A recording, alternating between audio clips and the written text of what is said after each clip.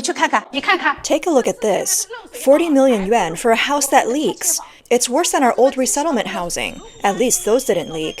When there's a typhoon or heavy rain outside, it's like living in a waterfall, like a dangerous building on the verge of collapse. This owner explained that the house was purchased in July 2020. It was marketed as the top luxury residence in Ningbo and cost nearly 40 million yuan. However, it turned out to have leaking ceilings, cracked walls, and poor insulation. The owner said it was worse in quality than a resettlement house. Over the past 4.5 years, they've tried multiple times to resolve the issues with the developer, but the problems persist. Recently, a luxury residential complex in Shanghai, with units priced in the tens of millions, made headlines for being left unfinished and undeliverable. This sparked efforts by wealthy homeowners to defend their rights, but even properties that were completed came with endless issues. Take Royal Garden, located at 92 Gudai Road in Shanghai.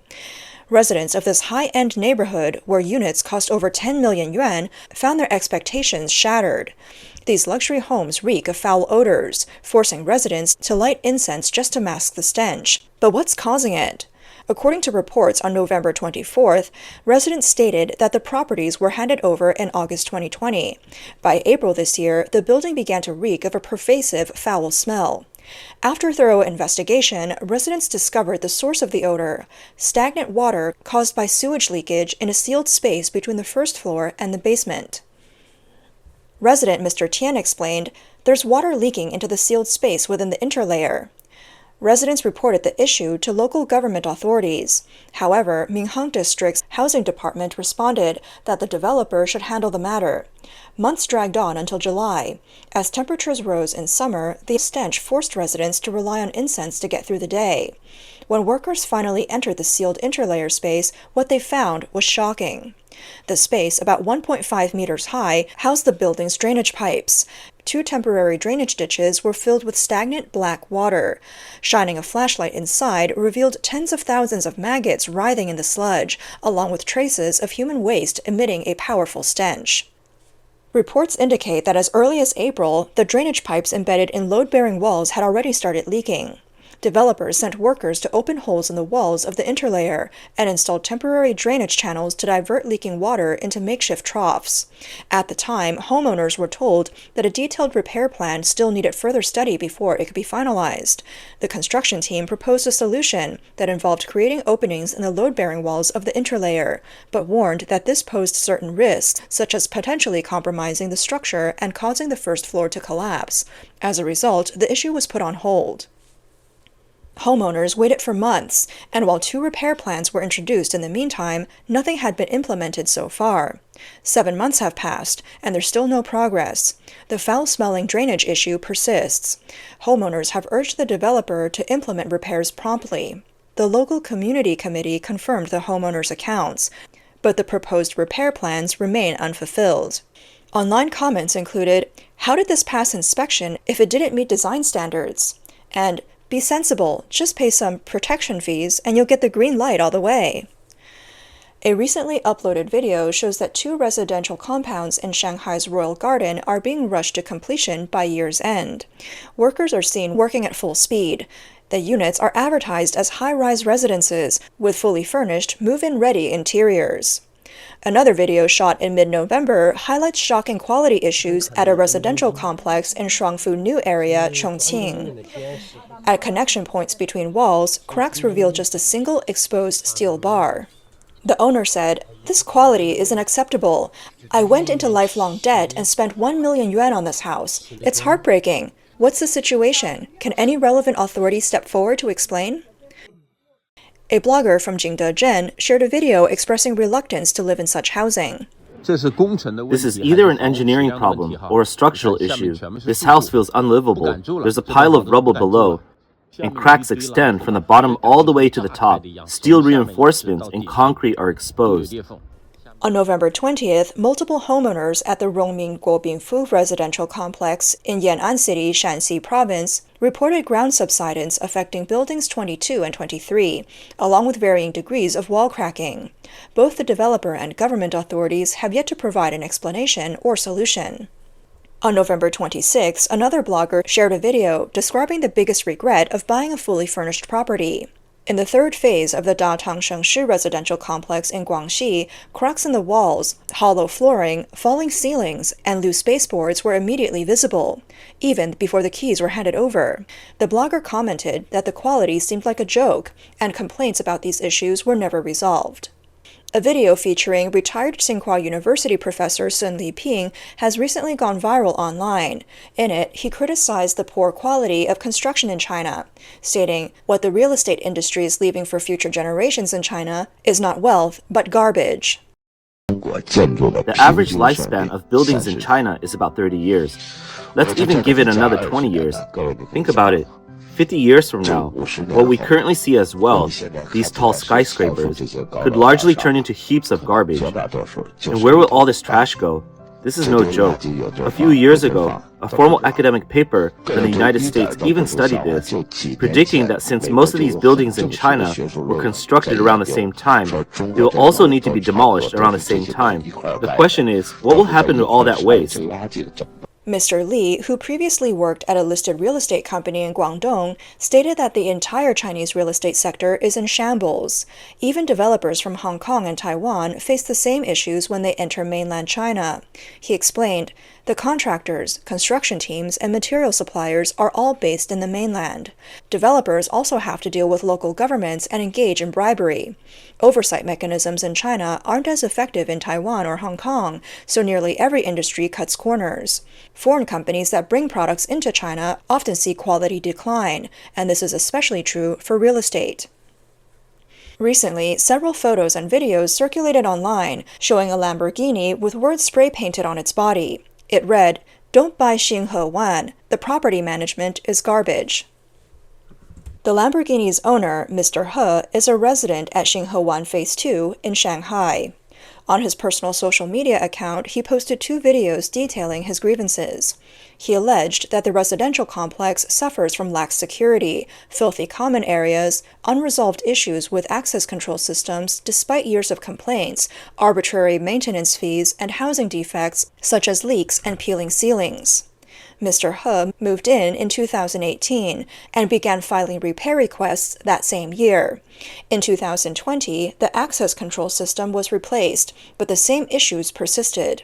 He submitted another request in March of this year. It wasn't until November, after spray painting his luxury car, that the property management's leadership, accompanied by a representative, visited his home.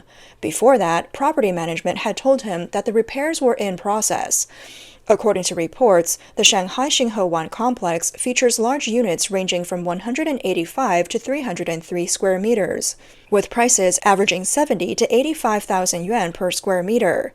Property management fees are 4.5 yuan per square meter, meaning homeowners pay tens of thousands annually. Xinghe Wan was once hailed as the king of luxury properties in China, attracting affluent buyers in droves. However, in recent years, Xinghe Wan developments across multiple locations have faced a flood of homeowner complaints. In October, a homeowner in Changsha's Xinghe Wan complex reported severe quality issues. The fully furnished unit they purchased had cracked ceilings, uneven walls, and marble flooring in the living and dining rooms with 80% defective slabs. The wooden floors were water damaged, and the kitchen and dining room ceilings leaked heavily. Despite numerous complaints, the issues remain unresolved, prompting the homeowner to demand a refund and compensation. Earlier this year, homeowners at New World Yunyao in Baiyun District, Guangzhou, raised similar complaints. After spending nearly 10 million yuan on a fully furnished property, they discovered defects just a few months after moving in. When they pried open the wall beneath the bedroom bay window, they found it filled with foam materials. The lobby ceiling also experienced a partial collapse. Several homeowners reported leaks near bathrooms, with mold visible on nearby walls. These issues not only caused inconvenience, but posed safety risks for elderly residents and children. Ms. Chen, a homeowner, mentioned that her ceiling was damaged by leaks from her upstairs neighbor's bathroom. Although repairs were completed, she said, "I don't know if it will leak again in the future." Some residents reported that despite multiple repair attempts, the leaking bathroom problem persists. In videos shown to reporters, another homeowner, Mr. Chen, demonstrated the poor construction quality. In his bedroom, he lightly punched the wall, causing it to crack. Removing the damaged paint revealed large chunks of foam insulation inside. He said, "I could reach in and pull out foam almost 20 centimeters deep." A content creator recently said that the quality of houses delivered in 2024 is the worst in history. Issues like leaks and loose tiles have become the norm. For those who purchased properties at peak prices with the highest interest rates and eventually received their homes, the quality is often shocking. He explained the reasons behind this. During the 3 years of the pandemic, when restrictions were first lifted, many homeowners, especially renters in major cities, were frustrated by constant quarantines and checks. With some savings but no local residency permits, many felt discriminated against and decided owning a home would offer more stability. By May 2020, there was a frenzy of home purchases, with buyers swiping their cards and sellers overwhelmed with contracts. This led to another land auction boom nationwide, with developers competing to push land prices higher, hoping expensive land would attract customers to their projects. However, rising land prices were followed by skyrocketing material costs for steel, cement, and concrete. The government, seeing the real estate bubble growing too large, introduced the strictest policies later that year, drastically slimming down the already bloated real estate market. As a result, avoiding an unfinished property meant outperforming 30% of buyers, and receiving your home on time meant surpassing another 20%. Yet, developers were cash-strapped, selling properties at a loss through discounts and promotions. Buyers thought they were getting a good deal, but lower prices inevitably led to lower quality. This is a basic business reality. When the market is bad, selling at a loss becomes the goal. Just lose a little less. That's why homeowners everywhere are now complaining about poor quality homes. This outcome was entirely predictable. Compared to those who ended up with unfinished projects, at least you have a roof over your head, even if the quality is terrible. Those living in unfinished buildings without water or electricity truly have it the hardest. For decades, China's real estate sector underwent rapid expansion, turning the entire country into a massive construction site. However, construction quality remains a major concern and has proven to be unsustainable over time. In Shanghai, the earliest commercial housing developments are now nearly 30 years old, and neighborhoods with properties over 20 years old are everywhere. In recent years, the city's central districts have experienced incidents of facades falling off high-rise buildings. A recent viral video described a luxury residential community in central Shanghai, where units cost tens of millions of yuan.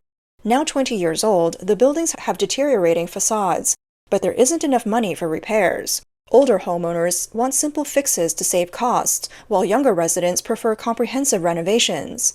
Major repairs would require raising funds, with each household needing to contribute over 20,000 yuan, and larger units require 50 to 60,000 yuan. Fundraising is still underway.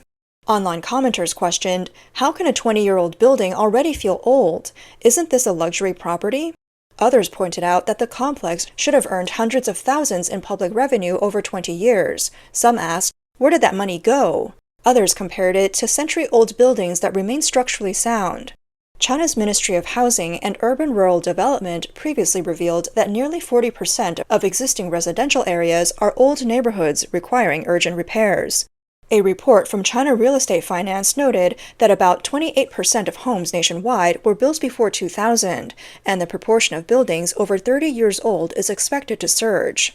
On August 23rd this year, the ministry announced a trial system in 22 cities, including Shanghai. The trial system involves property inspections, housing pensions, and home insurance. For housing pensions, the government-claimed personal accounts funded through maintenance fees are already established. The focus of the trial is to create public accounts managed by the government. This initiative drew skepticism online, with many questioning the source of the funds. Despite repeated official clarifications citing land transfer fees and local fiscal budgets, doubts persist.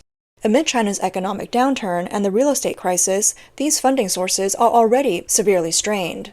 Professor Xie Tian of the University of South Carolina commented that local governments profited heavily from real estate-driven revenues, leading to rapid institutional expansion. Now that the real estate fiscal model has collapsed, the government should be cutting spending. Instead, it seems unwilling to impose property taxes and resorting to ideas like housing pensions to plug the gap.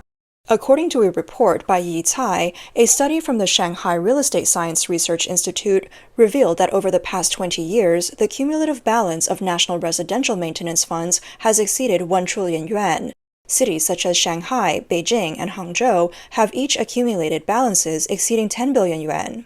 However, another report noted that some banks indicated these dedicated funds are largely underutilized. Professor Xie explained that although a special housing maintenance fund already exists, ordinary citizens rarely access it, and applications for its use are often denied. He argued that under the guise of establishing a long-term housing safety management mechanism, the introduction of property inspections, pensions, and insurance by the CCP aligns with its broader goals when considered alongside China's property rights system. Professor Xie noted that in China, homeowners have only 70-year usage rights for their properties.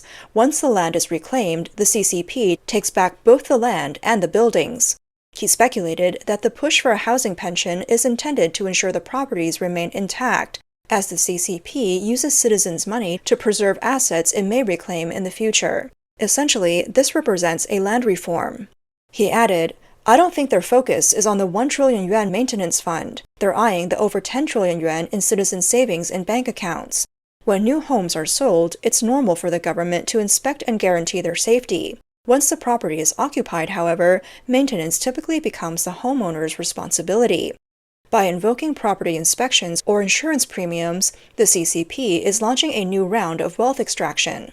Chinese-American economist Li Hengqin commented that many buildings in China's major cities are over 30 years old and require significant investments. However, he noted that citizens do not trust the government's proposed fund. When homeowners purchased their properties, personal accounts were explicitly designated for maintenance, but the current use of these funds remains unclear. Regarding housing pensions, Li pointed out that homeowners already pay a residential maintenance fund at the time of purchase.